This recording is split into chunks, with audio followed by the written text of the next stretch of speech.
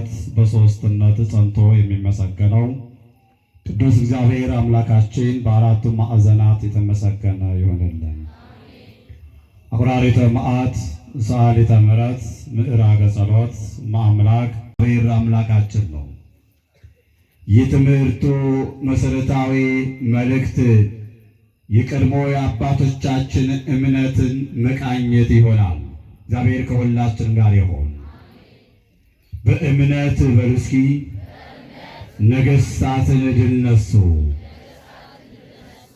ብርሃነ ዓለማት ቅዱስ ጳውሎስ ይህንን መልእክት በዋነኝነት ስለ ሦስት ጽፎታል። ምክንያተ ጽሕፈቱ የመጀመሪያው ዕብራውያን በኢየሱስ ክርስቶስ አያምኑም ነበርና ማመናቸውን ሲያጠይቅ ለዕብራውያን ይህንን ኃይለ ቃል ጻፈ። ሁለተኛው ምክንያተ ጽሕፈት ዕብራውያን በክርስቶስ ካመኑ በኋላ ሐዲስ ኪዳን የብሉይ ኪዳን ተጨማሪ ሕግ ነው ብለው ይቀበሉና ያምኑ ነበር እንጂ ሐዲስ ኪዳን ራሱን የቻለ ሕግ አይደለም ስለሚሉ ሐዲስ ኪዳን ራሱን የቻለ በክርስቶስ የተደነገገ ሕግ መሆኑን ሲያጠይቅ ይህንን መልእክት ጻፈ። ሦስተኛው የዕብራውያንን መልእክት የጻፈበት ነጥብ ጴጥሮስ ከአረማውያን ጋር ተመግቦ ነበርና ለምን እንደተመገበ ለማስረዳት ይህንን የዕብራውያንን መልእክት ጻፈ። ምክንያተ ጽሕፈቱ በዋነኝነት ይህ ነው። በእምነት ነገሥታትን ድል ነሱ። ወደ እምነት ከመግባታችን በፊት ሃይማኖትና እምነት የትርጓሜውን ያለውን ልዩነትና አንድነትን እናያለን። ሃይማኖት ማለት በቤተ ክርስቲያን አስተምሮ ሃይመነ፣ አመነ፣ አሳመነ ከሚለው አንቀጽ የተገኘ ነው። የመጀመሪያው ሃይማኖት ማለት ማመን፣ ማሳመን፣ መታመን የሚለውን ትርጉም ሲሰጠን፣ ሁለተኛው ሃይማኖት ማለት እውነታ ማለት ነው። ምን ማለት ነው? እውነታ ማለት ደግሞ እንዴት ነው ስንል ሃይማኖትን እግዚአብሔር የገለጠው እውነታ ነው። ማን የገለጠው? እግዚአብሔር የገለጠው እውነታ በፕሮፌሰር የተገለጠ አይደለም። በምድራውያን ልሂቃን የተገለጠ አይደለም። በምድራውያን ሳይንቲስቶች፣ ተመራማሪዎች የተገለጠ እውነታ አይደለም። ሃይማኖት እግዚአብሔር የገለጠው እውነታ ነው። ታዲያ እግዚአብሔር የገለጠው እውነታ ሃይማኖት ብለን የምንጠራው በዋነኝነት በአምስቱ አዕማደ ምስጢር የምስጢር ምሰሶች ተብለው በሚጠሩት መሻሻል በሌለባቸው ማስተካከያ በሌለባቸው ምስጢር ላይ የተመሰረተ ነው ሃይማኖት። የመጀመሪያው ምን ይባላል? ምስጢረ ሥላሴ። የሥላሴ አንድነት፣ ሦስትነት። አንድነትና ሦስትነት ተብሎ አይገለጥም። አንድነት፣ ሦስትነት። ሥላሴ አንድ ሲሆኑ ሦስት ሲሆኑ አንድ። ይሄ ሃይማኖት ነው። ማን የገለጠው እውነታ? እግዚአብሔር የገለጠው እውነታ። የሥላሴን ሦስትነት ስናነሳ በግብር በምን አልኳችሁ? በግብር በአካል በስም ሥላሴ ሦስት ናቸው። በግብር ሦስት ናቸው ስንል አንደኛው የሥላሴ ሥራ በእመቤታችን በድንግል ማርያም ላይ ተገልጧል። በእመቤታችን በድንግል ማርያም ላይ እግዚአብሔር አብ ሥራው ምንድን ነው ስንል ማጽናት ነው። ምን ማለት ነው? ማጽናት። አብ ያጸናት ነበር። አብ ለአጽንኦ እመቤታችንን ሲያጸናት የነበረው አብ ነው። ይሄ ሥራው ነው የአብ ሥራ። የወልድ ሥራ ደግሞ በተለየ አካሉ እግዚአብሔር ወልድ በድንግል ማርያም ማደሩ ነው። አብላ ወልድ ለሃዲሮ እግዚአብሔር ወልድ በድንግል ማርያም አደረ እንላለን እንጂ እግዚአብሔር አብ በድንግል ማርያም ማኅፀን አደረ ብለን አንናገርም። አስተምህሮ ይገድበናል። መንፈስ ቅዱስ በእመቤታችን በድንግል ማርያም ላይ ደግሞ የማንጻት ሥራ። ልብ በሉ፣ እመቤታችን ድንግል ማርያም አደብ ጉድፍ ኖሮባት አይደለም። እመቤታችን ድንግል ማርያም እምቅድመ ይትፈጠር ዓለም ከመፈጠሩ በፊት ንጽሕት የነበረች በአምላክ ልቦና ተስላ የነበረች እመቤት ናት። ክብር ምስጋና ይሁን ለእመቤታችን ለድንግል ማርያም። ብሩክት አንቲ እማንስት፣ አንቺ ከሴቶች መካከል ተለይተሽ የተባረክሽ ነሽ አላት። አክሊለ ምክህነ፣ የመመኪያችን ዘውድ፣ ወቀዳሚተ መድኃኒትነ፣ የደህንነታችን መጀመሪያ፣ ወመሰረተ ንጽሕት፣ የንጽሕናችን መሰረት እያለ ቅዱስ ኤፍሬም ያመሰገናት እመቤታችን ድንግል ማርያም አስቀድማ በእግዚአብሔር ልብ ተስላ የነበረች ንጽሕት ናት። ነገር ግን ንጽሕናን የሚሰጥ ንጽሕናን የሚጠብቅ እግዚአብሔር መንፈስ ቅዱስ ነው። መንጽሔ አይደለም ብንለው ጰራቅሊጦስ ስንተረጉሙ ከስድስቱ ትርጓሜ መካከል ምንድን ነው? መንጽሔ የሚያነጻ ነው። ስራው ይሄ ነው። ሁለተኛ የሥላሴ ሥራ በዮርዳኖስ ላይ ነው የተገለጠው። እግዚአብሔር አብ በተለየ አካሉ የምወደው ልጄ ይህ ነው ሲል እግዚአብሔር ወልድ በተለየ አካሉ ምን እያደረገ ነበር? እየተጠመቀ ነበር። እግዚአብሔር መንፈስ ቅዱስ በአምሳለ ርግብ ተገልጸዋል። ይሄ ነው ሁለተኛው ሥላሴ በሥራ ሦስት ናቸው ብለን የምንተረጉመው። ይህንን ቃልን የሥላሴ ሦስትነት በዚህ ከገለጽን አንድነት ደግሞ በባህሪ በስልጣን በአገዛዝ ዓለምን በመፍጠር ሥላሴ አንድ ናቸው። ዓለምን በመፍጠር ይህን በመሳሰሉት ሁሉ ሥላሴ አንድ ተብሎ ይገለጻል። ይህ ምስጢረ ሥላሴ ባጭሩ ስናየው ነው። ሁለተኛው እግዚአብሔር የገለጠው እውነታ ምስጢረ ሥጋዌ። ምን አልኳችሁ? ምስጢረ ሥጋዌ ፍጹም ሰው ፍጹም አምላክ፣ ፍጹም አምላክ ፍጹም ሰው የሆነበት ምስጢር እግዚአብሔር የገለጠው እውነታ ነው። ዓለሙ መስማት የተሳነው፣ ዓለሙ መቀበል የተሳነው ጉዳይ ሄደ። እግዚአብሔር ቤተሰቦች ስለ ምስጢረ ሥጋዌ ወንጌላዊው ዮሐንስ ሐዋርያው ዮሐንስ በጥልቀትና በርቀት ጽፎታል። የዮሐንስ ወንጌል ምዕራፍ 1 ቁጥር 1 ጀምራ ስታነቡ ቀዳሚው ቃል መጀመሪያ ቃል ነበረ፣ ያ ቃል በእግዚአብሔር ዘንድ ነበረ፣ ቃልም እግዚአብሔር ነበረ ይላል። በነገራችን ላይ አራቱን ወንጌላውያን መድኃኔ ዓለም ኢየሱስ ክርስቶስ ሲያጽፋቸው በመዋቅር ጀምሮ በምን ጀምሮ አልኳችሁ? በመዋቅር ጀምሮ በመሰረት ነው ያስጨረሳቸው። በመዋቅር ነው የተጀመረው። መጠመቁ መወለዱ ይሄ መዋቅር ነው። አንድ ቤት መዋቅሩ ከመሰረቱ መሰረቱ ከመዋቅሩ አይለይም። በመዋቅር ነው የጀመረው። ነገር ግን ቅዱስ ዮሐንስ ደግሞ በስተመጨረሻው ላይ ሲጽፍ በምንድን ነው የጻፈው? በመሰረት ነው። ልብ በሉ። ተጠመቀ ለማለት ተወለደ ማለት ግድ ይላል። ተወለደ ለማለት ተጸነሰ ማለት ግድ ይላል። ተጸነሰ ለማለት ደግሞ መጀመሪያ ቃል ነበረ ማለት ግድ ነው። ሰምታችሁኛል? መጀመሪያ ማን ነበረ? ቃል ነበረ። ቃልን በተረጉማሉ ስለምን ቃል ብለው አመጣው ቢሉ ብለው የተረጉሙታል። ቃለ ሰብ ስለ ሶስት ነገር ቃለ ሰብ፣ ቃለ መላእክት፣ ቃለ እንስሳ ሲለው እግዚአብሔር ወልድም ቃል ብሎ ያመጣዋል። ልብ በሉ እግዚአብሔር ቤተሰቦች፣ ምስጢረ ሥጋዌ ላይ ስናነሳ ታዲያ ቃል ከልብ ቃል ከእስትንፋስ የተለየ አይደለም። ቃል እግዚአብሔር ወልድ ነው።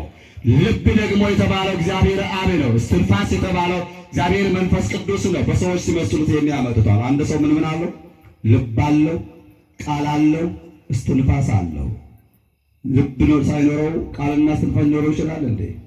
ይሄ ሶስቱ በአንድ ሰው ላይ ይገለጣል። ግን ሰው አንድ ነው። እግዚአብሔር አብም ልብ፣ እግዚአብሔር ቃል ማን ነው? እግዚአብሔር ወልድ ቃል፣ ልብ የተባለው እግዚአብሔር አብ፣ እስትንፋስ የተባለው ደግሞ እግዚአብሔር መንፈስ ቅዱስ ነው። ግን በአንድ ነው የሚጠራው። ስለዚህ ነው ሊቃውንቱ ምን ይሉታል? ወነአምን በአብ ህልው በወልድ ወመንፈስ ቅዱስ ወነአምን በወልድ ህልው በአብ ወመንፈስ ቅዱስ ወነአምን በመንፈስ ቅዱስ ህልው በአብ ወወልድ። ልብ በሉ። በአብ እናምናለን። በማን እንዳለ? በወልድና በመንፈስ ቅዱስ እንዳለ። በወልድም እናምናለን። ወልድ በአብ በመንፈስ ቅዱስ እንዳለ። በመንፈስ ቅዱስም እናምናለን። መንፈስ ቅዱስ በአብ በወልድ እንዳለ። አሁን ዓለሙ ግራ የገባው እዚህ ላይ ነው። እግዚአብሔር ቤተሰቦች፣ ታዲያ የመጀመሪያ የነበረው ቃል በተለየ አካሉ ከድንግል ማርያም ከስጋዋ ስጋዋን ከነፍሷ ነፍሷን ከህሊናዋ ነሳ። ሶስት ነገር ነው የነሳው። አንደኛ ከስጋዋ ስጋዋን፣ ሁለተኛ ከነፍሷ ነፍሷን፣ ሶስተኛ ከህሊናዋ ህሊናዋን። የእመቤታችን ሐሳብ የአምላክ ሐሳብ ነው። እመቤታችን የምታስበውን ሁሉ አስቀድሞ እግዚአብሔር ያውቀዋልና፣ ስለዚህ ነው ህሊናዋ ነሳ ብሎ በታምረ ማርያም ላይ የሚገለጽልን። ታዲያ እግዚአብሔር ወልድ ከእመቤታችን ከድንግል ማርያም በመወለዱ ይህንን ኃይለ ቃል ብዙዎች የተለያየ ትርጉም ይሰጡታል። አንደኛ የተለያዩ እምነቶች እመቤታችን ድንግል ማርያም ኃይለ ማርያም ከአርያም የወረደች ናት ይላሉ። እመቤታችን ድንግል ማርያም ግን ከቅድስት ሐናና ከቅዱስ ኢያቄም የተወለደች ናት፣ ከሰማይ የወረደች አይደለችም። አንዳንዶች ደግሞ እግዚአብሔር ወልድ ከእመቤታችን ከድንግል ማርያም በመወለዱ ሰው ነው ብለው ይናገራሉ። ሲራብ፣ ሲጠማ፣ ሲሰቀል፣ ሲገረፍ የሰው ባህሪ ብቻ ነው ያለው፣ የአምላክነት ባህሪ የለውም ብለው ይናገራሉ። ልብ በሉ ምዕመናን። አንዳንዶቹ ደግሞ አይ እግዚአብሔር ወልድ ከድንግል ማርያም አልተወለደም ተቀብቶ ነው የወጣ ብሎ የሚናገሩ ሰዎች አሉ። የሉቃስ ወንጌል ምዕራፍ 9 ቁጥር 20 ላይ 19 ጀምራችሁ ስታነቡት መድኃኔዓለም ኢየሱስ ክርስቶስ ደቀ መዛሙርቱን በአንድ ወቅት ጠየቃቸው። መነ ይሁን ማን ይሉኛል አለ። ሰዎች እኔን ማን ይሉኛል ብሎ ሲጠይቅ ደቀ መዛሙርቱ በሶስት መልኩ መለሱለት። እኩሌቶቹ መጥምቀ መለኮት ቅዱስ ዮሐንስ ይሉሃል። ማን ይሉሃል? መጥምቀ መለኮት ቅዱስ ዮሐንስ ይሉሃል አሉ። ልብ በሉ። መጥምቀ መለኮት ቅዱስ ዮሐንስን ያስገኘውን አምላክ፣ መጥምቀ መለኮት ቅዱስ ዮሐንስን የፈጠረውን ጌታ መጥምቀ መለኮት ቅዱስ ዮሐንስ የሚሉሃሉ አሉ። ሁለተኛ ላይ ኤልያስ የሚሉሃሉ አሉ፣ ንጽሕናውን ተመልክተው። ሶስተኛ ከነቢያት መካከል አንዱ ነው የሚሉ አሉ አሉት። በዚህ ሰዓት ይህንን መልስ ከመለሱለት በኋላ መነ ትብሉኒ፣ እናንተስ ማን ትሉኛላችሁ? ማን ነው የምንለው እኛ? ሌሎችስ ማን ነው የሚሉት? እኛ የምንለው ማን ነው? ሌሎችስ ማን ይሉታል? እግዚአብሔር ወልድን። ልብ በሉ። በዚህ ጊዜ ከሐዋርያት መካከል አንዱ ሊቀ ሐዋርያት ቅዱስ ጴጥሮስ እንዲህ ሲል መለሰ። አንተ ከእግዚአብሔር የተቀባህ ነህ አለው። ከማን የተቀባህ? ልብ በሉ። ብዙዎች ይህን ነው በይበልዲን ቅባት ብለው የሚያነሱ ሰዎች እጅን የሚጠቅሱ ቅዱስ ዳዊት ላይ ያለውን ይህን ቃል ነው የሚያነሱት። ከእግዚአብሔር የተቀባህ ነህ። አንድም አንተ መሲሁ ለእግዚአብሔር፣ አንተ የእግዚአብሔር መሲህ ነህ አሉት። በነገራችን ላይ ክርስቶስ ማለት መሲህ ማለት ነው። ኢየሱስ ማለት ደግሞ መድኃኒት ማለት ነው። ታዲያ ይህንን ኃይለ ቃል መተረጉማነው ሲተረጉሙ መሲህ ማለት ወይም ደግሞ ተቀባህ ማለት ምን ማለት ነው ብለው ያተቱታል የቤተ ክርስቲያናችን ሊቃውንት። መሲህ ማለት የከበረ ማለት ነው። ምን ያለ ወይም ክርስቶስ ማለት የከበረ ማለት ነው። ይህንን የከበረ የሚለውን ኃይለ ቃል ለማን ይሰጡታል መሰላችሁ? ለእግዚአብሔር ወልድ። ይሄ ማለት ደግሞ ልብ በሉ፣ የከበረው እግዚአብሔር ወልድ በመንፈስ ቅዱስ ነው። ሥጋን ሲለብስ ክብሩን አጥቶ ነበር እንዳይን ጥቅሻ ይሎርቱ ስባት። ይህ ትልቅ ሕጸጽ ነው። እነ አርዮስ የተዋረዱበት እነ ንስጥሮስ ያፈሩበት ስህተት ይሄ ነው እግዚአብሔር ቤተሰቦች። ነገር ግን የቤተ ክርስቲያናችን ትርጉም መንፈስ ቅዱስ ሳይሆን እግዚአብሔር ወልድን የሚያከብር ልብ በሉ። በክብር እግዚአብሔር አብ፣ እግዚአብሔር ወልድ፣ እግዚአብሔር መንፈስ ቅዱስ ልዩነት የለባቸው፣ ቅደም ተከተልም የለባቸው። ሊቁ ቅዱስ ኤፍሬም እንዲህ ብሎ ያመጣዋል። በሕርያቆስ ማነው ኤፍሬም? በሕርያቆስም በቅዳሴ ማርያም ላይ ይገልጸዋል። አብርሃም ይስሐቅን እንደሚቀድመው አይደለም። ይስሐቅ ያዕቆብን እንደሚቀድመው አይደለም። በአብ በወልድ በመንፈስ ቅዱስ ዘንድ መቀዳደም የለም ብሎ ያመጣዋል። ስለዚህ እግዚአብሔር መንፈስ ቅዱስ እግዚአብሔር ወልድን የሚያከብረው አይደለም። ትልቅ ስህተት ነው ይሄ። ነገር ግን የከበረው ማን ነው ብለን ስናነሳ የከበረው ከእመቤታችን ከድንግል ማርያም የነሳው ሥጋ ነው። ማን ነው የከበረው? ሥጋ ነው። ይህ ሥጋ ልብ በሉ አስቀድሞ አባታችን አዳም ለ5500 ዘመን እነሆ በሠራው በደል የተነሳን ያን የጨለማውን ዘመን ያስወግድ ዘንድ በጨለማ ሲመላለሱ ለነበሩ ብርሃን ይወጣላቸው ዘንድ እግዚአብሔር ወልድ ከድንግል ማርያም ሥጋዋን ሲነሳ እነሆ መለኮት ይህንና የእናንተን ሥጋ አከበረው። ክብር ምስጋና ይግባው ለመድኃኔዓለም። ይህ የከበረው የሚለው ሌላ ነገር አይደለም። ስለዚህ ይህ ማለት ፍጹም ሰው የነበረ ፍጹም ሆነ ማለት ነው። ፍጹም አምላክ ሆነ። ፍጹም አምላክ የነበረው ምን ሆነ? ፍጹም ሰው ሆነ። አምላክነቱ ከሰውነቱ ሰውነቱ ከአምላክነቱ የማይለይ ለእግዚአብሔር ቤተሰቦች። ለዚህም ነው አባቶቻችን ሲመስሉ በአንድ ዛፍ ላይ ፀሐይ ብርሃን ይወጣል። ምን ይወጣል? ብርሃን ይወጣል። ብርሃን በወጣበት ሰዓት ላይ ዛፉ ላይ ብርሃን ወድቆ በምሳር ቢቆርጡት ብርሃኑን ማግኘት ይቻላል እንዴ? ምኑን ነው የሚቆርጠው? ዛፉን ነው። ክርስቶስም በለበሰው ሥጋ ሲራብ፣ በለበሰው ሥጋ ሲጠማ፣ በለበሰው ሥጋ ሲንገላታ፣ በመለኮቱ ግን ድካም የሌለበት ነው። በመለኮቱ ግን ሞት የሌለበት ነው። በመለኮቱ ግን ረሃብ የሌለበት ነው። ረሃብተኞችን የሚመግብ ክብር ምስጋና ይግባው ለመድኃኔዓለም። እሱ የሚራብ አምላክ አይደለም። ስለዚህ ሃይማኖት ማለት እግዚአብሔር የገለጠው እውነታ ነው። ብዙ ጊዜ በዚህ በምስጢረ ሥጋዌ ላይ ብዙ ጊዜ ሰዎች ሐሳብ ሊያነሱ ይችላሉ። የቤተ ክርስቲያናችን አስተምህሮ ግን በባጭሩ ስንገልጸው ይሄ ነው።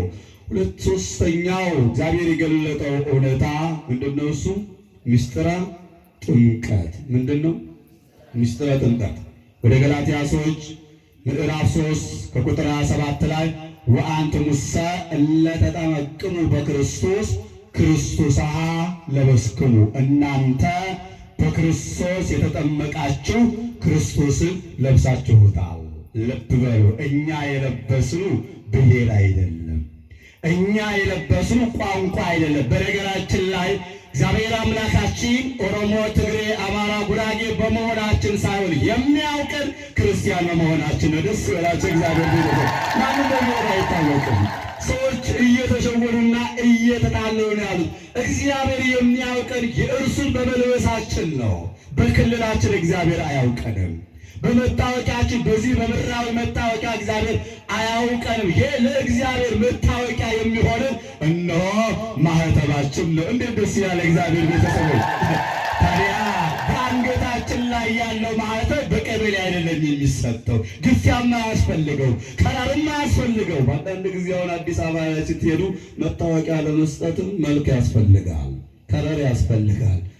ብዙ ጊዜ እንደው አንዳንዴ ጾታም ለመቀየር ግድ የሚልበት ጊዜ ላይ ነው የመጣ። ጾታ መቀየር አይቻልም እንጂ ብቻ ብዙ ነገር አለ። እግዚአብሔር ቤተሰቦች ይህንን የሥላሴ ልጅነት ስናገኝ ግን እናንተ በክርስቶስ የተጠመቃችሁ ክርስቶስን ለብሳችሁታል። ክርስቶስ ስናለብሰው የትኛውም ሰው ስንመጣ መታወቂያ ይዘን አልመጣንም። መታወቂያችን ማን ይሁን? ማን ነው? እኔና እናንተን የሚገልጸን ማን ነው? የሚያውቀንስ ማን ነው? እባካችሁ በእግዚአብሔር እንታወቃለን። በሰው ታወቅን አልታወቅን ከቶ ድካም ነው። ሰዎች አላወቁኝ ግን በአንዳንድ ጊዜ የሚጨነቁ ግለሰቦች አሉ። በሰው ዘንድ እውቀትን ለማትረፍ ዝናን ለማትረፍ የሚጥሩና የሚጨነቁ ሰዎች አሉ። እባካችሁ ከዝና በላይ ዝናን የሚሰጥ ከእውቅና በላይ እውቅናን የሚሰጠን እርሱ እግዚአብሔር ነው። እርሱን ደግሞ እኔና እናንተ ለብሰነዋል። ደስ አይልም? እግዚአብሔር ቤተሰብ እግዚአብሔር መልበስ እንዴት ደስ ይላል! ምስጢረ ጥምቀት እግዚአብሔር የገለጠው ምንድን ነው አልኳችሁ? ውለታ ነው። አራተኛው ምስጢረ ቁርባን ነዋ በግዑ ለእግዚአብሔር ዘያአትድ ወያሴስል ኃጢአተ ዓለም። የዮሐንስ ወንጌል ምዕራፍ 1 ቁጥር 29 እነሆ የዓለሙን በደል የሕዝቡን ኃጢአት የሚደመስስ የእግዚአብሔር መስዋዕቱ። ለካ መስዋዕቱ ሆኖ የቀረበው ማን ነው? እርሱ ክርስቶስ። በመጀመሪያ ይርሳል ተረጉሞ አንተ አቅራቢ ወአንተ ተወካፊ፣ አንተ አቅራቢ ነህ፣ አንተ መስዋዕት ነህ፣ አንተ ራስህ ምንድን ነህ? ተቀባይ ነህ ይሉታል።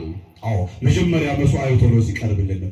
ከዛን በኋላ ግን አባቶችን በእርሱ እግር ተክቶልናል፣ ሐዋርያትን፣ ከዛም አሁን ላይ ያሉትን ካህናት። አንዳንዶቹ ይህን ቃል ያዩና ለእኔ ሊቀ ካህኔ ኢየሱስ ክርስቶስ ብቻ ነው ይላሉ። ይህን ቢል አስተምሮ የለንም። እርሱ ሊቀ ካህናት ከሆነ በኋላ ሌሎችን ሊቀ ካህናት እያደረገ እነ ቅዱስ ጴጥሮስን ሊቀ ካህናት እያደረገ ምን ብሏቸዋል? ሾሟቸዋል። ግን የመጀመሪያው መስዋዕት ሆኖ የቀረበው እርሱ ነው፣ የዓለሙን በደል የሚደመስስ። ይሄ ምንድን ነው? ምስጢረ ቁርባን። የመጨረሻው ምስጢረ ትንሣኤ ሙታን ነው ማለት አጠርም ባደረገው መምህርም ስላሉ እሳቸው ጋር በሳቸው ጊዜ ለመስጠት ነው። በነገራችን ላይ ትንሣኤን ሊቃውንቱ በአራት ይከፍሉታል። በስንት ይከፍሉታል? በአራት ይከፍሉታል። ትንሣኤ ሙታን አለ አንድ፣ ሁለተኛ ትንሣኤ ነፍስ፣ ሶስተኛ ትንሣኤ ልቡና፣ አራተኛ ትንሣኤ ሕሊና። ራሱን የቻለ ትርጓሜ አለ። ሞትም በአራት ሞተ ሥጋ፣ ሞተ ነፍስ፣ ሞተ ልቡና፣ ሞተ ሕሊና። እንዴት ነው ይሄ? ራሱን የቻለ ትንታኔ አለው። ስለዚህ አምስተኛው ትንሣኤ ምስጢረ ትንሣኤ ሙታን ማን የገለጠው እውነታ ነው? እግዚአብሔር የገለጠው እውነታ ነው። ይህንን ካልን ስለ ሃይማኖት ይህን ካየን፣ ሁለተኛው ስለ እምነት ነው። ርዕሳችን ምን ይላል? በእምነት ነገሥታት ምን አሉ? ድል ነሱ። በምን? በእምነት። ሐዋርያው ቅዱስ ጳውሎስ ወደ ዕብራውያን መልእክቱ ምዕራፍ 11 ቁጥር 32 ላይ እንዲህ አለ፣ እንግዲህ ምን እላለሁ? ስለ ጌዴዎንና ስለ ባርቅ፣ ስለ ሶምሶንም፣ ስለ ዮፍታሔም፣ ስለ ዳዊትና ሳሙኤል፣ ስለ ነቢያትም እንዳልጽፍላችሁ ጊዜ ያጥረኛል። እነርሱ በእምነት ነገሥታት እንዲነሱ። ስለ ከኋላ ስላሉ ስለ ነቢያቱ እንዳልተረክላችሁ ጊዜ ያጥረኛል። አያችሁ፣ የእግዚአብሔርን ቃል በመናገር ጊዜውን ስላስያዘ ነው። እኔና እናንተ ጊዜ የሚያጥረን ቃሉን ለመስማት፣ ጊዜ የሚያጥረን ቅዳሴውን ለማስቀደስ፣ ጊዜ የሚያጥረን ወንጌሉን ለመማር፣ ጊዜ የሚያጥረን በኪዳኑ ለመባረክ ነው። ሐዋርያው ቅዱስ ጳውሎስ ግን ለእግዚአብሔር ጊዜውን ስለሰጠ፣ ስለ እግዚአብሔር የሚናገርበት ጊዜ ስላልበቃው ስለ ዮፍታሔ ስለ ሳሙኤል እንዳልጽፍላችሁ ጊዜ ያጥረኛል ካለ በኋላ እነርሱ በእምነት ምን እንድነሱ ነገሥታት እንድነሱ። በመጀመሪያ አባቶቻችን በእምነት ነገሥታትን ድል ነስተዋል። ይህንንም ሰብአ ኢያሱ ነገሥተ ከነዓንን፣ ሰብአ ጌዴዎን ነገሥተ ምድያምን፣ ነቢዩ ኤልያስ ንጉሥ አክዓብን፣ ንግሥት ኤልዛቤልን በእምነት ድል ነስተዋል። መጽሐፈ ነገሥት ቀዳማዊ ምዕራፍ 16 ቁጥር 29 ጀምራችሁ መጽሐፈ ነገሥት ቀዳማዊ ምዕራፍ 17 ቁጥር 1 እስከ ፍጻሜው፣ እንደዚሁም ምዕራፍ 18 ስታነቡት ስለ ነቢዩ ኤልያስ ታገኛላችሁ። ልብ በሉ። አክዓብ ወደ ስልጣን ከመጣ በኋላ አምልኮተ እግዚአብሔር እንዲጠፋ በዓል የተባለው ጣዖት እንዲመለክ ሐውልቶችን አቆመ ይላል። በዚህን ሰዓት ግን ነቢዩ ኤልያስ ለእምነቱ ቀናኢ ነበርና አምልኮተ እግዚአብሔር እንዲቋረጥ አይወድም ነበርና ወደ እግዚአብሔር በጸሎት ካቀረቡ በኋላ እነሆ ዝናብ እንዳይዘንብ 3 ዓመት ከ6 ወር ሰማይን ዘጋ። አያችሁ፣ እምነት በእምነት እኮ ነው። ዝናብ እንዳይዘንብ ነገር ግን አክዓብና ኤልዛቤል እነሆ 850 ነቢያት ሐሰት ተብለው የሚጠሩትን በእምነት ድል ከነሳቸው በኋላ ወደ እግዚአብሔር ጸልዮ የዘጋውን ሰማይ ከፈተ። አያችሁ እምነት እግዚአብሔር ቤተሰቦች። ኤልያስ አለ ያዕቆብ በእምነት ሰማይን ዘጋ፣ እንደዚሁም በእምነት ሰማይን ከፈተ። ኤልያስ እንደኛ ሰው ነበረ። የእምነቱ ኃይል ግን ዝናብ እንዲቆም ዝናብ እንዲወርድ አደረገ። ምንኛ መታደል የተዋሕዶ ልጆች! ዛሬ ላይ ስንና የእናንተ እምነት በዚህ ሰሞን ብዙዎች ተጨንቀዋል። ኢትዮጵያ ታይቶ የማይታወቀው ዝናብ ዘነበ። ምህላዋ ይደርሳል፣ ጸሎቶ ይደርሳል። ነገር ግን ያለ ጊዜው የሚዘንበውን ዝናብ ማስቆም አልተቻለም። ለምን? እምነት የለማ። አገልጋዩ ጋር እምነት የለ፣ ሰባኪው ጋር እምነት የለ። በነገራችን ላይ የእናንተን እምነት ጎዶሎ ያደረግነው እኛው ራሳችን ነን። የእኛ እምነት ጎዶሎ ስለሆነ የምእመኑም እምነት ጎዶሎ ሆነ። ስለዚህ መጀመሪያ አማኞች መሆን የሚጠበቅብን ምእመናንን የምንመራ ለቤተ መቅደሱ የምንቀርብ ለእግዚአብሔር አገልጋይ ሆነን የተሰየምን እኛው አገልጋዮች፣ መምህራነ ቤተ ክርስቲያን፣ ዘማሪያኑ፣ ሊቃውንት ሁሉ አማኝ መሆን ሲጠበቅበት ከዚህ የተነሳ ሌሎችም እምነት እንዳይኖራቸው ያደረግነው እኛው ነን እግዚአብሔር ቤተሰቦች። ሌላው ዳዊት በእምነት ፍልስጤማውያንን ሞዓባውያንን ድል ነሥቷል። ሁለተኛ ሳሙኤል ምዕራፍ 8 ቁጥር 1 እስከ 14 ያለውን አንብቡት። ሁለተኛ አባቶቻችን በእምነት ምን አደረጉ? ተገበሩ ጽድቅን አደረጉ። ምንን አደረጉ? ምንን አደረጉ? ጽድቅን አደረጉ። በእምነት ስለነበራቸው እውነትን አደረጉ። አያችሁ፣ አንድ ጊዜ እኔና እናንተ መጽደቅ እየተሳነን የእግዚአብሔር ልጆች መሆናችንን እየዘነጋን እየተጠራጠርን ስለምንመጣ ነው። በአንድ ወቅት ላይ አንድ ሰው ታመመና ወደ ጸበል ስፍራ ይሄዳል። ወዴት ይሄዳል አልኳችሁ? እንዲሁ ጸበልን ግን ቤተ ሙከራ እናድርገው። አንዳንዶች እስኪ ጸበሉን ሞክሬው ከዛ ደግሞ ሕክምና ደግሞ አንዳንዶች ሕክምናውን አየሁት ገንዘቤን ጨርስ ደግሞ አሁን ጸበሉ ልሞክር። ኧረ ጸበል ቤተ ሙከራ አይደለም፣ በእምነት መምጣት ብቻ ነው። ታዲያ የሰው ሲመጣ ጸበሉ ሙቀት ነበረውና ምን ብለው አስረዱት? ጸበሉ ስለሚያቃጥልህ አቃጠለኝ ማለት የለብህም፣ እሰይ እያልክ ነው መጠመቅ ያለብህ ተብሎ የጸበሉ ስርዓት ተነገረው። ይህ ሰው ወደ ጸበሉ ቦታ ገባ። ልክ እየተጠመቀ ሳለ ጸበሉ ያቃጥላል። አቃጠለው። ምን ማለት አለበት? ሁለት ነገር መጠቀም አለበት። እሰይ ፈጀኝ እያለ መጠመቅ ጀመረ ማለት ነው። አያችሁ? ለምን? እሰይም እንዳይቀር ምንም እንዳይቀር ፈጀኝም እንዳይቀር በማለት ነው። እሰይ ፈጀኝ እያለ ተጠመቀ። ይሄ ለምንድን ነው? የእምነት ጎደሎነት ስላለብን ነው።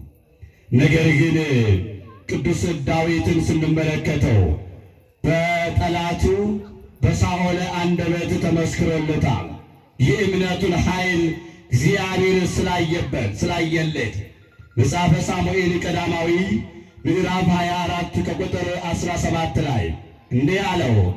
ዳዊትን ሳኦል እንዲህ ሲል ተናገረ። እኔ ክፉ በመለስኩልህ ፈንታ በጎ መልሰህልኛልና አንተ ከእኔ ይልቅ ጻድቅ ነህ። በእምነት ምን አደረጉ? ጽድቅን አደረጉ።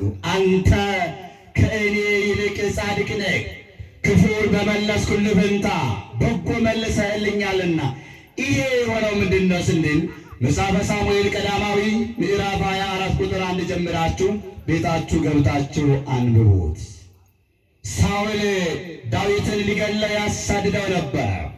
ነገር ግን ሳኦል ፍልስጥኤማውያንን ከማሳደድ ከተመለሰ በኋላ እነሆ ዳዊትን ምድረ በዳ አለ የሚል ወሬ ሲሰማ ሳኦል ከእስራኤል ሁሉ የተመረጡትን 3000 ሰዎችን ወሰደ። ማን ለመግደል? ዳዊትን ለመግደል። ታዲያ ሳኦል ዳዊትን ሊገድል ሲሄድ እነሆ ዳዊት በዋሻው ሆኖ ሳለ ሳኦል ወገቡን ሊፈትሽ ወደ ዋሻው ሲገባ ዳዊት አገኘው። ምን አሉ? ከዳዊት ጋር የነበሩ ወታደሮች እግዚአብሔር ጠላትን በእጅ ሰጥቷል። ስለዚህ ምን በለው ግደለው። ሰው እንደዚህ ነው የሚለው። ዳዊት ግን እግዚአብሔር የሾመውን አልነካም። እግዚአብሔር የሰራውን ሕንፃ አላፈረሰም። ዛሬ የስምናውን በኢትዮጵያ ምድር ላይ ያለነውስ ስለ ስልጣን ስንል ስለ ወንበር ስንል የስንቱን ደም አፈሰስን። እግዚአብሔር ቤተሰቦች ለሚያልፍ ቀን የማያልፍ ታሪክ ሰርተን አንለፍ። እግዚአብሔር ይጠብቀን። ማን ይጠብቀን? ቢያንስ ታሪክ መስራት ቢሳንስ እንኳን ታሪክን መጠበቅ ሊገባን ይችላል። እግዚአብሔር ይርዳል። ከዚህ በኋላ ዳዊት ሳኦልን ስላልጎዳው ሳኦል ተደንቆ እነሆ በእጁ ላይ የለበሰውን መጎናጸፊያውን ቆርጦ ስለነበረ ይሄው እግዚአብሔር በእጅ ሰጥቶኛል፣ እኔ ግን አንተን አልገልም ብሎ ሲያሳየው ሳኦል ተደነቀ። የዳዊት ጠላት ነው ሳኦል። ምን አለው ለዳዊት? ክፉን በመለስኩልህ ፈንታ በጎን መልሰህልኛልና አንተ ከእኔ ይልቅ ጻድቅ ነህ አለ። ክብር ምስጋና ይግባው ለመድኃኔዓለም። በእምነት አያችሁ፣ በእምነት ነገሥታትን ድል ነሱ። ለካ እምነት ሲኖረን እነሆ በጠላታችን አንደበት ይመሰከርልናል። ምክንያቱም ጻድቅ የሚኖረው በእምነት ነው። በምንድን ነው የሚኖረው? ኦርቶዶክሳውያን የምንኖረው በምንድን ነው? በጠመንጃ እንዳይመስላችሁ፣ በመሳሪያ እንዳይመስላችሁ፣ በወታደር ኃይል እንዳይመስላችሁ። እኛ የምንኖረው በእምነት ነው። ሐዋርያው ቅዱስ ጳውሎስ ሮሜ ሰዎች ምዕራፍ 1 ቁጥር 17 ላይ ጻድቅ በእምነት ይኖራል። በምን ይኖራል? በምን ይኖራል? እናንተ የዩኒቨርሲቲ ተማሪዎች ቤተሰቦቻችሁን ጥላችሁ የመጣችሁት የትምህርት ገበታውን አፍቋችሁ ራሳችሁን በእውቀት ቀይራችሁ ሀገራችሁን ለማለማት ተዋሕዶ እምነታችሁን ለመጠበቅ የቤተ ክርስቲያን ልጅነታችሁን ለማስቀጠል እየተጋችሁ ያላችሁ በእምነት ነው ልትኖሩ ይገባው። የትኛውም አካል ስለ እናንተ ኃላፊነት ሊወስድላችሁ አይችልም። የእኛ ኃላፊነት የሚወስደው ማን ብቻ ነው? ተስፋ እያስቆረጥኳችሁ አይደለም። ማን ብቻ ነው ኃላፊነታችን የሚወስደው? አመስግኑት። እሱ ነው የእኛን ኃላፊነት የሚወስደው። ሰዎች ኃላፊነታችን ሊወስዱን አይችሉም። ምክንያቱም ለራሳቸው ኃላፊነት የሚገባው የሚጠብቃቸው ሰው ያስፈልጋቸዋል። እኔና እናንተ የምንኖረው በእምነት ነው። ምክንያቱም የማይታየውን ሁሉ የሚያይ ማን ነውና? ማን ነው እርሱ? እግዚአብሔር ነው። መጽሐፍ ቅዱስ እንዲህ ይለዋል ሮሜ ሰዎች ምዕራፍ 1 ቁጥር 20 እስከ 21 ላይ የማይታየው ባህሪ እርሱም የዘላለም ኃይሉ ደግሞም አምላክነቱ ከዓለም ፍጥረት ጀምሮ ከተሰሩት ታውቆ ግልጥ ሆኖ ይታያልና፣ ስለዚህም እግዚአብሔርን እያወቁ እንደ እግዚአብሔርነቱ መጠን ስላልከበሩትና ስላላከበሩትና ስላላመሰገኑት የሚያመካኙትን አጡ ካለ በኋላ ነገር ግን በሐሳባቸው ከንቱ ሆነ፣ የማያስተውልም ልባቸው ጨለመ ይላል። ምናቸው ጨለመ? ምናቸው ጨለመ? ልባቸው ጨለመ። በእግዚአብሔር አምኖ የማይወጣ እግዚአብሔርን ተስፋ አድርጎ የሚያወጣ ልቡ ይጨልማል። በዚህ ዓለም ሐዘን፣ በዚህ ዓለም ሮሮ፣ በዚህ ዓለም ውጣ ውረድ፣ በኢኮኖሚው በተለያየ መልኩ ልቡ ይጨልማል። የኔና የእናንተ ልብ ግን ብሩህ እግዚአብሔር ቤተሰቦች፣ ለምን? በእግዚአብሔር ስለምናምን።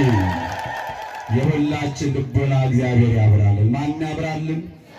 ሶስተኛው አባቶቻችን በእምነት ምን አደረጉ ስንል ወፈጸሙ አፈ አናብስት፣ የአናብስትን አፍ ዘጉ። የማን አፍ ዘጉ?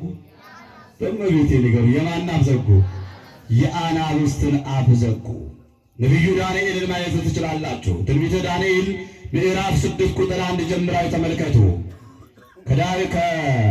ከዳንኤል ጋር የተሾሙት የዳርዮስ አገልጋዮች እነሆ ዳንኤል በንጉሡ ዘንድ መልካም ስለነበረ፣ በእግዚአብሔር ዘንድ መልካም ስለነበረ፣ ሹመቱ የተዋጣለት ሰው ስለሆነ ቀኑበት። አንዳንድ ጊዜ እናንተ ጥራችሁ ለፍታችሁ በተማራችሁ ትምህርት ጎናችሁ ተኝቶ ያለው የሚቀናባችኋል። አለመታደል እኮ ነው ይሄ። በዳንኤል በዳንኤል ላይ ቀኑ። ስለዚህ ዳንኤልን ማጥፋት እንዳለባቸው ስላመኑ ወደ ንጉሡ መጡና አንድ ነገር አነሱ። ንጉሥ ሆይ 1000 ዓመት ንገሥ። ከዚህ በኋላ ለተወሰኑ ቀናት ከአንተ በቀር ሰውንም እግዚአብሔርንም የሚለምን እንዳይኖር አለው። ዳንኤል ግን ሕግ ወጣ። ሕጉን ወጥቶ እግዚአብሔር ከመለመን ዳንኤል አላቋረጠም። ወደ እግዚአብሔር መጸለይን አላቋረጥም። አንዳንድ ጊዜ እግዚአብሔር ቤተሰቦች ሆይ በአውደ ምሕረቱ ላይ ወንጌሉን እንዳይሳተፍ በአውደ ምሕረቱ ላይ ወንጌሉ እንዳይነገር ግለሰቦች ሕግ ሊያወጡብን ይችላሉ። ነጠላውን ለብሰን እንዳንጓዝ፣ መዝሙርን በቤታችን ከፍተን እንዳንሰማ ግለሰቦች ሕግ ሊያወጡብን ይችላሉ። ሕግን ሁሉ የሰጠ ግን ማን ነው? ማን ነው ሕግን የሰጠው? ሕግ ይወፅእ እምጽዮን፣ ሕግ ከጽዮን ይወጣል። ጽዮን እመቤታችን መጠጊያችን ከሆነችው ከጽዮን የተባለ ደግሞ ከጽዮን ከድንግል ማርያም እግዚአብሔር ስለተወለደ ይሄ ማለት ሕግን ሁሉ የሰጠን እግዚአብሔር ነው። እባካችሁ በእግዚአብሔር ሕግ እንጽና። የዓለሙን እንተው፣ ግድ የላችሁ። በእግዚአብሔር ሕግ እንጽና። በነገራችን ላይ ሰዎች የዓለም ባለስልጣኖች አልገባቸውም እንጂ የሚያወጡት ሕገ መንግሥታቸው እንዲጸና መጀመሪያ እግዚአብሔርን ቢያከብሩ፣ የእግዚአብሔርን ሕግን ቢያከብሩ፣ ሌሎችም ሕጉን ቢያከብሩ እነሱ የሚያወጡትም ሕግ ምን ይላቸዋል? ምን ይላቸዋል? ይከበርላቸዋል። ብዙ ጊዜ የራሳቸውን ሕግ እየተከተሉ የእግዚአብሔርን ሕግ ስለዘነጉ የእነሱን ሕግ ደግሞ የሚያከብርላቸዋል። ከዚህ እግዚአብሔር ይጠብቃል። ዳንኤል ምን አደረገ?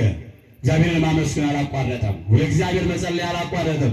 በዚህ ሰዓት እነሆ ነገ ሹማምንቱ ወደ ንጉሡ ዳርዮስ ሄደው ዳንኤል በአንበሶች ጉድጓድ እንዲጣል ውሳኔው ይደንገግ፣ ውሳኔው አይረሳ፣ አይዘንጋ ብለው ተናገሩ። ዳንኤልንም ወስደው በአንበሳ ጉድጓድ ጣሉት። ዳንኤል ግን በእምነት ነው ወደ አንበሳ ጉድጓድ ሲሄድ አያቸው። ወደ መከራም ስንሄድ በእምነት፣ በፈተና ውስጥም ስንሆን እምነት፣ በደስታ ውስጥም ስንሆን እምነት ያስፈልጋል።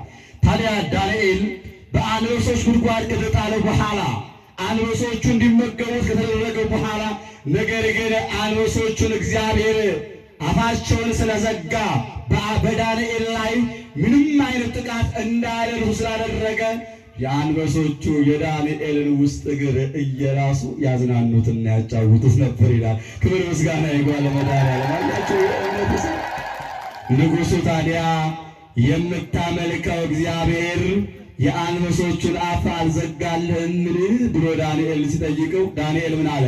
በአንተም ፊት በእግዚአብሔርም ፊት አልበደልኩምና አምላኬ መልአኩን ልኮ የአንበሶቹን አፍ ዘጋ። ደስ አይልም? እግዚአብሔር ቤተሰቦች የአንበሶቹን አፍ ዘጋ። ማን አለ? አምላኬ። ማንን ልኮ? መልአኩን ልኮ። ቅዱስ ገብርኤል ይላሉ፣ ቅዱስ ሚካኤል። ቅዱስ ሚካኤል ባለበት ማን አለ? ቅዱስ ገብርኤል ባለበት ማን አለ? ቅዱስ ሚካኤል። የዚህ ያጣላ ነው። ስለዚህ በእምነት የአንበሶቹን አፍ አባቶቻችን ዘግተዋል። አራተኛው ወአጥፎ ዋዕየ እሳት፣ በእምነት ኃይለ እሳትን ዋዕየ እሳትን የእሳትን ነበልባልን አጥፍተዋል። አናንያ፣ አዛርያ፣ ሚሳኤል ስንመለከት በእምነት የሚነደውን እሳት አጥፍተዋል። ዛሬም በኢትዮጵያ ላይ የሚነደው ይህ የፖለቲካውን እሳት የመከራውን እሳት ማን ያጥፋልን? አምስተኛውና የመጨረሻው አባቶቻችን በእምነት ምን አደረጉ ስንል ወረከቡ ተስፋ ሆኑ፣ ተስፋቸውን አግኝተዋል። በምን? ኧረ በእመቤቴ ነገር በምን? በእምነት ተስፋቸውን አግኝተዋል። ተስፋ ኢየሱስ ክርስቶስ ሕገ ወንጌል ተስፋ ኢየሱስ ክርስቶስ መንግሥተ ሰማያትን በእምነት አግኝተዋል። እሱ መንግሥቶ ወጽድቆ፣ መንግሥቱን ጽድቁንም ምን በሉ ሹ ፈልጉ። በምን? በእምነት። እንዲሁ ታዲያ እምነት ምን ያስፈልገዋል ስንል መደማመጥ ያስፈልገዋል። ምን ያስፈልገዋል? ምን ያስፈልገዋል? መደማመጥ ያስፈልገዋል። ይህን ቃል ብቻ እናገርና ትምህርትን አጠቃልላለሁ። ስለ መደማመጥ ስናነሳ ብዙ ጊዜ የቤተ ክርስቲያኑም አገልጋዮች ተገልጋዮችን መደማመጥ በመካከላችን የለም። በሀገሪቷና በመሪዎች መካከል መደማመጥ የለም። በአንድ ወቅት ላይ አንድ ሰው በጎች ጠፉበት። ምን ጠፉበት? በጎች ጠፉበትና አንዲት ሴት ደግሞ ልጇን አዝላ አረም ታርማለች። ይህችን ሴት ጠየቃት። በጎች በዚህ ጋር አልፈዋል አላት። እሷ ደግሞ ምንድን ነው ያላት የመሰላት? ሰዎች በዚህ ጋር አልፈዋል ያላት ነው የመሰላት። አዎ ብዙ ሰዎች በዚህ ጋር አልፈዋል ብላ ነገረችው። ምን እያሉ አይደለም ማለት ነው? እየተደማመጡ አይደለም። እሱም በተነገረው መሰረት እንዳጋጣሚ ሲሄድ ምኑን አገኘ? በጎቹን አገኘ። በጎቹ በማግኘቱ ደስ አለውና ጠርቶ ምን አላት? በጎቼን በነገርሽኝ መሰረት አግኝቻለሁ። ስለዚህ ከበጎቼ መካከል አንዱ እግሩ ተሰብሯል። ሰባራው በግ ላንቺ ነው አላት። እሷ ምን ብላ ሰማችሁ? ከበጎቼ መካከል አንዱን በጌን እግሩን ሰብረሻል ያላት መስዋዕት ወሰደች እሷ። ከዚህን በኋላ ሁለቱ ተያይዘው ፍርድ ቤት ቀረቡ። ምን ቀረቡ? ፍርድ ቤት። ባለመደማመጥ እኮ ነው ያሳያቸው። ፍርድ ቤት ቀረቡና ሰውየው ምን አለ? ሰዎች በዚህ ጋር በጎች በዚህ ጋር አልፈዋል ያልኳት? አዎ አልፈዋል አለችኝ። ሄጄ ሳገኝ በጎችን አገኘሁ። ከበጎቹ መካከል የተሰበረው አንድ በግ ልስጥሽ አልኳት አለ። እሷ ደግሞ ምን አለች? ሰዎች በዚህ ጋር አልፈዋል ያለኝ? አዎ አልፈዋል አልኩት። ከሄደ በኋላ በጌን ሰብረሻል አለኝ። ፍርድ ቤቱ ከሰማው በኋላ ምን ቢል ጥሩ ነው? ያዘርሽው ልጅ እሱን ይመስላል፣ ስለዚህ ወላጅ አባት እሱ ነው አለ። ፍርድ ቤቱ ምን አለ ማለት ነው? አላዳመጠም ማለት ነው። አሁን ስለ ልጅ ፍረድ ተብሎ ያሳያችሁ። ልብ በሉ። እነሱ እንዲፈረድላቸው የፈለጉት ስለ በጉና ስለ ሰዎች ግን እሱ ምን አለ ደግሞ አልፎ ተርፎ ሳያዳምጥ ቀርቶ ያዘርሽው ልጅ ቅንድቡን ሳይሆን እሱን ይመስላልና አባትየው እሱ ነው። ወስብሐት ለእግዚአብሔር ወለወላዲቱ ድንግል ወለመስቀሉ ክቡር። ሰላም እደሩ።